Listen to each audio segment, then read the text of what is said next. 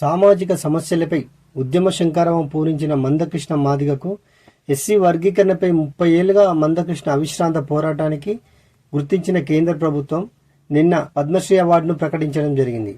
మందకృష్ణ మాదిగ సామాజిక సమస్యలపై నిరంతరం పోరాడే ఉద్యమకారుడిగా ఎస్సీ వర్గీకరణ సాధనకు 30 ఏళ్లుగా పోరాటం చేస్తూనే ఉన్నారు. దివ్యాంగులు, గుండె సంబంధిత సమస్యలతో బాధపడుతున్న చిన్నారుల చికిత్స కోసం ఎన్నో ఆందోళనలు నిర్వహించారు. వరంగల్ జిల్లాలోని షాంపేట, హంటర్ రోడ్లోని కుమరయ్య కుమరవ్వ దంపతులకు 1960వ సంవత్సరం జూలై 7న మందకృష్ణ మాదిగ జన్మించారు. 1980 దశకంలోని విద్యార్థి దశలోనే కుల వివక్షపై పోరాటాన్ని ప్రారంభించడం జరిగింది. కొంతకాలం అప్పటి పీపుల్స్ వార్లో పనిచేసిన ఆ తర్వాత అందులోంచి బయటకు వచ్చి దళిత ఉద్యమకారిగా మారాడు.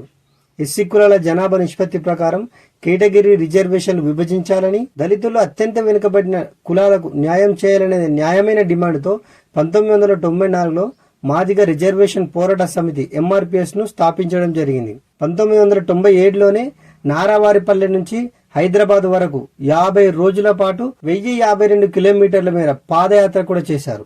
2007లో నిరవధిక నిరాహార దీక్ష చేస్తూ నిరుడు ఆగస్టులో ఎస్సీ వర్గీకరణకు అనుకూలంగా సుప్రీంకోర్టు ధర్మాసనం తీర్పు ఇచ్చింది.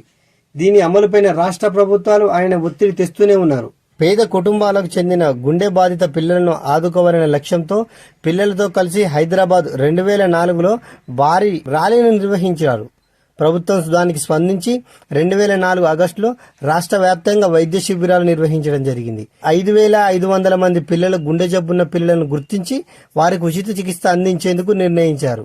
దివ్యాంగుల కోసం 2007లో మందకృష్ణ నిజాం కళాశాల మైదానంలో మహాగర్జన నిర్వహించి దీంతో వారికి ప్రభుత్వం పింఛన్ పథకాన్ని ప్రకటించేలా చేశారు.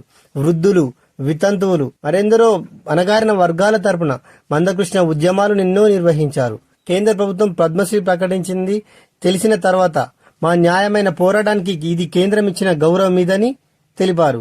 అణగారిన వర్గాల కోసం 3 దశాబ్దాలుగా మేము నిర్వహిస్తున్న ఈ ఉద్యమంలో న్యాయం ఉందనడానికి కేంద్రం ఇచ్చిన ఈ పద్మశ్రీ పురస్కారమే సాక్ష్యం అంటూ తెలిపారు. ఎస్సీ రిజర్వేషన్ల సాధన పేరిట నిర్వహించిన పోరాటాలు మానవీయ కోణంలో మాత్రమే సాగాయి. గుండె బాధిత పిల్లలు, దివ్యాంగులు, వితంతువులు, వృద్ధులు, ఇతర అణగారిన వర్గాలకు ఎక్కడ అన్యాయం జరిగినా మేము అండగా నిలిచాం.